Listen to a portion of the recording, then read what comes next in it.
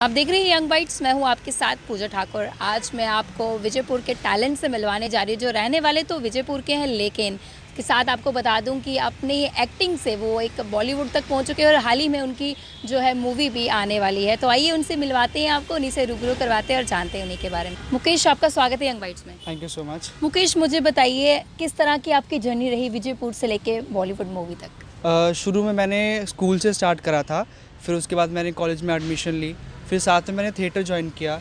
काफ़ी अच्छे अच्छे लोगों के साथ थिएटर किया मैंने। आदित्य सर, नेहा मैम, सपना मैम, ऊर्जा मैम, इन सब के साथ थिएटर किया मैंने। 3 साल लगातार मैं थिएटर से जुड़ा रहा। कॉलेज के टाइम से आप थिएटर के साथ जुड़ गए थे? जी हाँ। तो किस तरह से आपको रुझान बचपन से ही था कि एक्टिंग की ओर?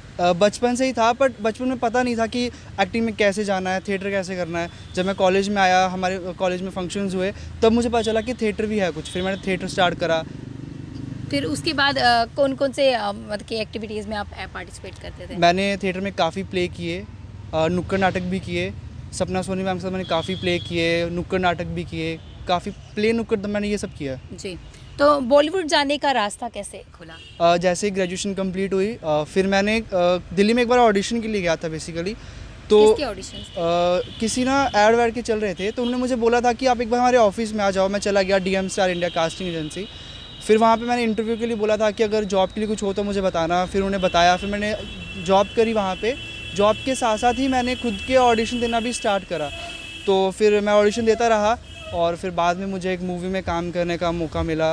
अमरीश पुरी जी का पोता लॉन्च हो रहा है, ब्रधनपुरी, उसकी पहली फिल्म है। ये फिल्म में मैं उसका फ्रेंड बना हूँ। Okay okay. तो मूवी का क्या नाम है? पहले नाम पागल था, अब नाम उसका चेंज हो चुका है। अब उसका नाम है ये साली आशिकी। तो क्या कॉन्सेप्ट क्या है, क्या एक मैसेज जाने वाला है उस मूवी से सभी व्यूअर्स को? मूवी में तो यही है, लव स्टोरी, प्यार धोखा कैसे होता है, ये सब चीज़ें हैं उसमें। जी। मूवी देखने के बाद ही पता चल पाएगा। जी, मुझे बताइए थिएटर के साथ कितने समय तक जुड़े रहे आप? थिएटर में लगभग 2.5-3 साल किया होगा मैंने थिएटर। ज़्यादा मैंने नुक्कड़ नाटक किए क्योंकि वो मेरे लिए ज़्यादा सही था, क्योंकि हम लोग गाँव में जाके नुक्कड़ नाटक करते थे। जी। तो वो बहुत किए थे मैंने। तो स्कूल टाइम पे भी आप एक्टिविटीज़ करते रहते थे एक्टिंग के रिगार्डिंग, और आपने बताया कि आपने कई जगह ऑडिशंस भी दिए। जम्मू में ऑडिशन दिए थे, तब मुझे नॉलेज नहीं थी। जम्मू में ज़्यादा तो नहीं दिए, दिल्ली में मैंने बहुत ऑडिशंस दिए। अभी मूवी के बाद मैंने 3 वेब सीरीज़ करी है। स्पेशल ऑप्स करके है, नीरज पांडे डायरेक्टर, और अभी एक है अली अब्बास जफर जी के साथ भी करी है मैंने। ब्रीथ सीज़न 2 भी करा है। ये सब वेब सीरीज़ आने वाली है, पर ये मूवी के बाद आएंगी। आप रहने वाले विजयपुर के हैं और साथ ही देखा जाता है कि जो ऐसे रिमोट एरियाज़ रहते हैं वहाँ पे पेरेंट्स को ज़्यादा सपोर्ट नहीं करते, क्योंकि एक फैमिली मेम्बर, एक अकेला किसी का बेटा होता है तो वो चाहते हैं कि नहीं कुछ गवर्नमेंट जॉब ही करे, ज़्यादातर वो वही प्रेफर करते हैं। आपका पेरेंट्स ने कितना सपोर्ट किया? पेरेंट्स में था कि मैं आर्मी में जाऊं, पर मैंने ट्राई भी किया।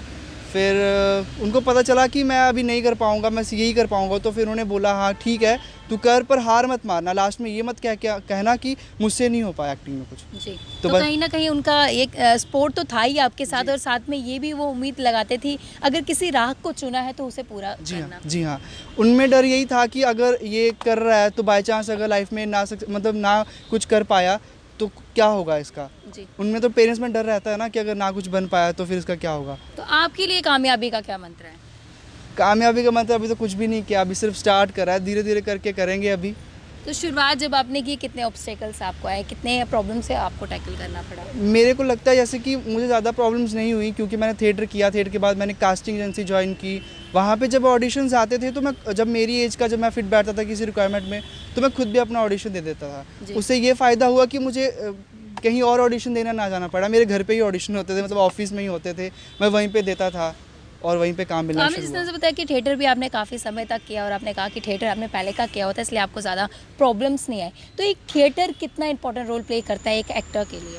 थिएटर काफ़ी इंपॉर्टेंट है, क्योंकि जब हम किसी चीज़ का ऑडिशंस देते हैं ना, तो अगर हमने थिएटर करा हो उसमें हम काफ़ी रिहर्सल्स करते हैं, हमारे पास स्क्रिप्ट्स होती है। और ऑडिशंस में क्या होता है, 10 मिनट पहले स्क्रिप्ट देते हैं हमें, तो थिएटर में हम काफ़ी स्क्रिप्ट याद करते हैं। हाँ, वो मिल जाता है कि कैसे करना है वो। जी। और थिएटर थोड़ा अलग है, कैमरा एक्टिंग थोड़ी सी अलग है। थिएटर भी सही है क्योंकि थिएटर से हमें बहुत कुछ सीखने को मिलता है। हमें पूरा हम खुल जाते हैं, हम कैमरा में कैसे फेस करना, बस सब ये चीज़ें मिलती हैं। थिएटर और कैमरे के आगे फेस करने में कितना डिफरेंस आप मानते हैं? बहुत ज़्यादा, क्योंकि कैमरा एक ऐसी चीज़ है, इस पर हम बिल्कुल भी लाउड नहीं बोल सकते हैं, ज़्यादा एक्सप्रेशन नहीं दे सकते। एकदम सटल एक्टिंग हम जिसे बोलते हैं, एकदम सटल खेलना पड़ता है। शुरू में बहुत दिक्कत हुई थी मुझे, जब मैं थिएटर एक्टिंग कर रहा था वहाँ पे, तो उन्होंने बोला कि ऐसा मत कर भाई, थोड़ा सटल कर, थोड़ी सटल एक्टिंग कर, कैमरा एक्टिंग कर। फिर धीरे धीरे करके वो भी सीखा। फिर मैंने दिल्ली में भी थिएटर ज्वाइन किया था, सुखमंच थिएटर, वो उसमें मैंने वर्कशॉप करी थी, वो काफ़ी सही रहा था। दोनों में से डिफ़िकल्ट क्या लगता है आपको, कैमरे के आगे या थिएटर के? थिएटर थोड़ा ज़्यादा मुश्किल है क्योंकि थिएटर में हम महीना भर रिहर्सल करते हैं, फिर वो प्ले होता है हमारा। और कैमरा में ये है, अगर हमें किसी मूवी में काम मिला या फिर किसी और चीज़ में मिला है तो हमें आधा घंटा पहले स्क्रिप्ट मिल जाएगी, तो हम याद करते हैं, टेक पे टेक देते हैं, तो हुआ तो ठीक है, नहीं। थिएटर में ये है कि हमें लगातार करना पड़ता है 1 घंटे के लिए, हमें ब्रेक नहीं मिलता बीच में। किससे देखे आपको एक्टिंग की तरफ जो है आपका रुझान बढ़ा?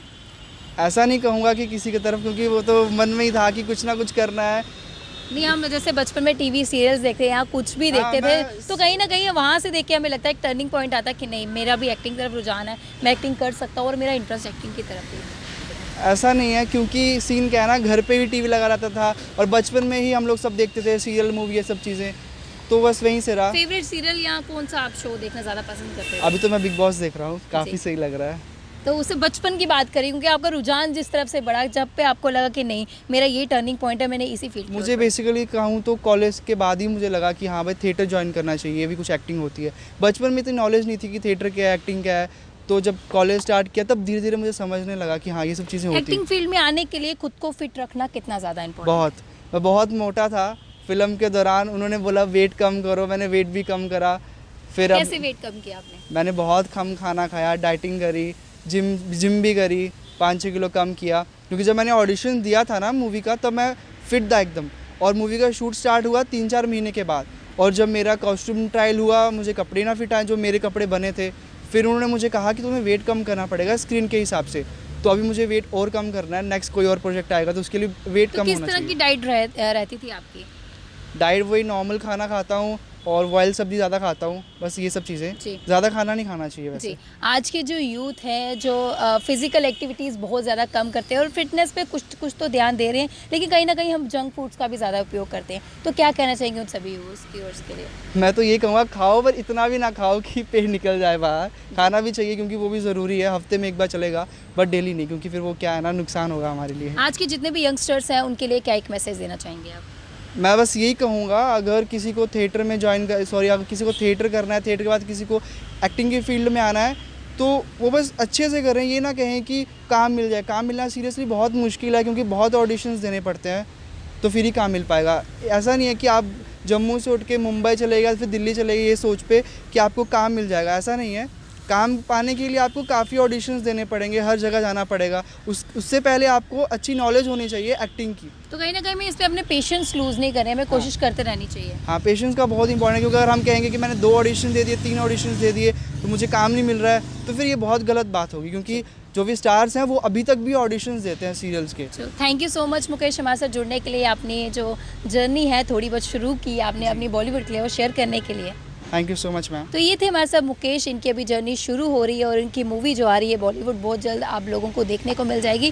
और साथ ही साथ इनका ये कहना है कि फ़िज़िकल एक्टिविटीज़ की ओर हमें ज़्यादा बढ़ते रहना चाहिए, जंक फूड ज़्यादा नहीं खाने चाहिए, और जो भी यंगस्टर जो एक्टिंग की फील्ड की तरफ जाना चाहते हैं उनमें ज़्यादा है पेशेंस रखना उनको ज़रूर पड़ेगा, और कोशिश जो है उन्हें करते रहनी पड़ेगी, तभी जाके वो कामयाबी को हासिल करेंगे। अगले अपडेट लेकर फिर मैं हाजिर होंगी, तब तक के लिए आप देखते रहे यंग बाइट्स। वीडियो जर्नलिस्ट अभिषेक बड़ू के साथ मैं पूजा ठाकुर, यंग बाइट्स जम्मू।